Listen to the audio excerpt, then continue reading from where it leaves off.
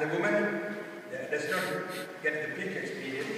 A žena nedosiahne vyvrcholenie. And as a result, she feels unhappy. A v dôsledku toho sa cíti nešťastná.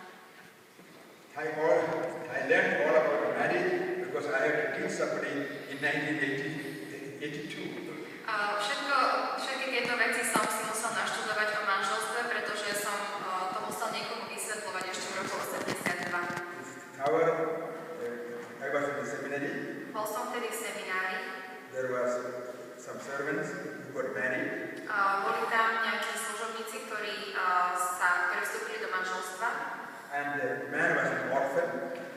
Ten muž bol sirota. And did not have any relation with the girls. Nemal dovtedy nejaké vzťahy s dievčatami. Though he wanted to get married, when he thought of relating to the woman, he was frightened. A napriek tomu, že chcel sa oženiť, tak pri pomyslení, že bude mať vzťah so ženou, sa toho bál. That fear and so on, he got asthmatic trouble. A od toho strachu až mal také problémy s astmou. After marriage, they came together, but immediately began to have asthmatic attack. Keď vstúpili do manželstva, tak začali spolu žiť, ale hneď sa u neho vyvinul ten problém s astmou. The wife was very sad. A tá jeho manželka bola z toho veľmi smutná. After 6 months, she said, "I want to get a divorce." A po 6 mesiacoch povedala, že sa chce rozviesť. So my companion please told me, "Father, please help me." Takže môj spolubrat, kňaz, ma poprosil, aby som im nejako pomohol. But I don't know how to help married people. Ale ja som nevedel, ako mám pomôcť manželom. So I had to buy a scientific book. Takže som si musel kúpiť takú vedeckú publikáciu About marriage. O manželstve. And then I studied it in detail. A detailne som si ju preštudoval. And then I called the husband and told him what it is to done. A potom som si zavolal toho manžela a vysvetlil som mu, čo má robiť. And then I called the wife. Potom som si zavolal manželku. And I told her how she has to do. A takisto aj jej som vysvetlil, čo má robiť. And then I called it together. Potom som si ich zavolal naraz obidvoch. And then I explained to them. A vysvetlil som im to. After that there was no problem. A potom už nemali nejaký problém. So what I want to say that people do not know how to relate to them. Čiže chcem tým povedať, že ľudia nevedia, ako si nadviazať ten vzťah s partnerom, aj čo sa týka tej sexuálnej oblasti. And therefore, it is also better for the husband to ask the wife, what will give you more happiness? A je vždy dobré, keď manžel sa opýta manželky, že čo by spôsobilo potešenie. So there must be proper foreplay with the wife in order to arouse. Čiže je dôležité, aby manžel robil predohnuté manželke, aby ju dostatočne vzrušil. And when she is ready, then you have got the opinion that she also will be happy. A keď už tá manželka je na to pripravená, tak potom, keď budú mať pohlavný styk, tak budú obidvaja šťastní. Because they cannot have proper sexual relationship, sometimes people want to divorce. Niekedy sa ľudia chcú rozviesť, pretože nemôžu mať zdravý pohlavný styk. Some men know it, some men do not. Niektorí muži to vedia, niektorí muži to nevedia. Therefore, the man must be patient to learn how to play to please the wife. A preto muž musí mať trpezlivosť, aby sa naučil, akým spôsobom má potešiť svoju manželku. St. Paul says, if you really love the wife, then the man himself also suffers. Svätý Pavol hovorí, že keď muž naozaj miluje svoju manželku, tak to bude prospešné aj pre neho. And therefore, the man must be slow to act, prepare the wife for the action. A preto muž musí na to ísť pomaly, aby pripravil svoju manželku na ten akt. And then in Hebrews, V liste Hebrejom, chapter 13, 13. kapitole,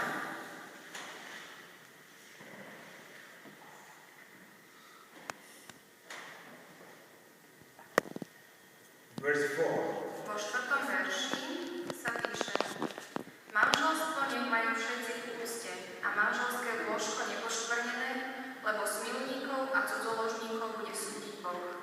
So, marriage bed is an altar, Manželské lôžko je oltár. where husband and wife give themselves to the Lord. A na tomto oltári sa manžel a manželka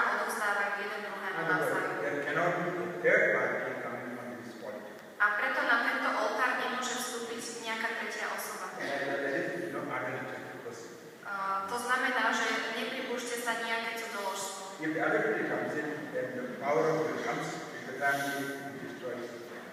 Keď tam nastúpi cudzoložstvo, tak do tej rodiny prichádza moc zlého. And also, in the book of Hosea we find it. Takisto nachádzame v knihe proroka Ozeáša. God tells prophet Hosea to go and get married to a prostitute. Boh povedal prorokovi Ozeášovi, aby išiel a zobral si za ženu neviestku. And he loved her and married her. Aby ju miloval a aby si ju zobral za ženu, a on to aj urobil. After having 3 children, she went away to the old lovers. Ale keď už mali spolu 3 deti, tak tá jeho žena sa naspäť vrátila za starými milencami. And God tells prophet Hosea, A Boh povedal prorokovi Ozeášovi: go and love her and bring her back. Choď a miluj ju a priveď ju naspäť. So, he did it. A on to urobil. Then God says, A potom Boh povedal: this is how I do to Israel. Toto som aj ja urobil s Izraelom. Israel is my spouse. Izrael je mojou manželkou. Often she leaves me every day. Častokrát ma opúšťa And then she goes to the false gods a ide za falošnými bohmi and commits adultery. a tým sa voči mne dopúšťa cudzoložstva. Then I go after her and love her A potom ja idem za ním, za Izraelom a milujem ho and bring her back to me. a vrátim ho naspäť ku mne. Then God says how we have to love our partner. A tak týmto nám Boh ukazuje, ako aj my máme milovať nášho manželského partnera. Even if there is a problem, we must be willing to be patient and love the partner. Aj keď sa objaví nejaký problém, tak musíme byť trpezliví a ešte o to viacej milovať nášho manželského partnera. Ephesians chapter 5, 5. kapitola listu Efezanom, verse 21 to 33. vo veršoch 21 až 33. So now, we can read verse 21. Verš 21. Podriadujte sa jedným druhým v bázni pred Kristom. Now since I am not married, I got a problem. Keďže ja nie som ženatý, tak mám problém. Who has to obey who? Kto má poslúchať koho? Husband has to obey the wife or wife has to obey the husband? Muž má poslúchať manželku a manželka má poslúchať manžela. Or somebody else? Alebo niekoho iného. Whom should you obey? Koho by ste mali poslúchať? Since you are expert in married life, you must be telling. A keďže vy ste odborníci na manželstvo, tak vy mi musíte povedať. Nobody knows? Nikto nevie? Very good. Áno, veľmi dobre, Pána Boha. First obedience is to God. Takže naša prvorada poslušnosť má byť voči Bohu. If the husband goes away from the truth of God, the wife has to tell him. Ak sa manžel vzdiali od Božej pravdy, manželka ho má na to upozorniť. And then the husband has to obey the wife. A potom manžel má poslúchnuť manželku. If the husband goes away from the word of God, Ak manžel sa vzdiali od Božieho slova, the wife has to tell the husband, manželka to má povedať manželovi, že to nerobí dobre. and the vice versa. A opačne aj. And the first obedience is to God. Takže prvorada poslušnosť je voči Bohu. And then, let's understand, there's no monopoly for truth. A takisto si musíme uvedomiť, že nikto nemá monopol na pravdu. We are all sinners, My všetci sme hriešni we are all searching for the truth. a my všetci hľadáme pravdu. And therefore, both husband and wife search for the truth. A preto aj manžel, aj manželka by mali hľadať pravdu. They must discuss together, Majú spolu diskutovať, pray together, modliť sa spolu and finally come to a decision. a nakoniec dospieť k rozhodnutiu. And there's no problem. If they are not able to make the decision, they must even ask please or some people who know.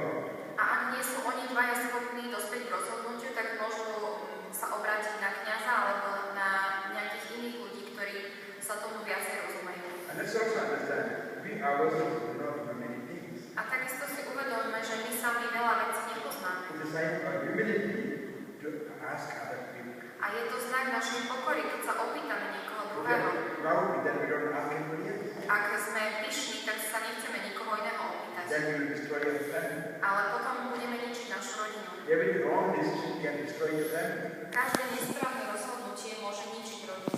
But in every army there is a command. Ale v každej armáde musí byť jeden veliteľ. So also in the family there is a command. Takisto aj v rodine je veliteľ. because their functions are different. Pretože úlohy v manželstve sú odlišné. For example, therefore, the husband takes the place of Christ, Manžel zaujíma postavenie ako Kristus and the wife takes the place of the church. a manželka má postavenie ako cirkev.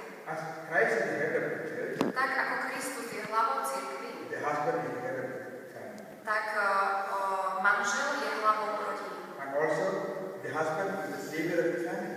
A takisto manžel je spasiteľom svojej As rodiny. Christ is the savior of the church. Tak ako Kristus je spasiteľom cirkvi. Therefore, it is his duty to defend and protect and feed the family members. A preto je povinnosťou manžela, aby ochraňoval a obhajoval členov svojej rodiny a poskytoval im jedlo a všetko potrebné. And therefore, it's also his duty to give a deeper faith in the family members. A je takisto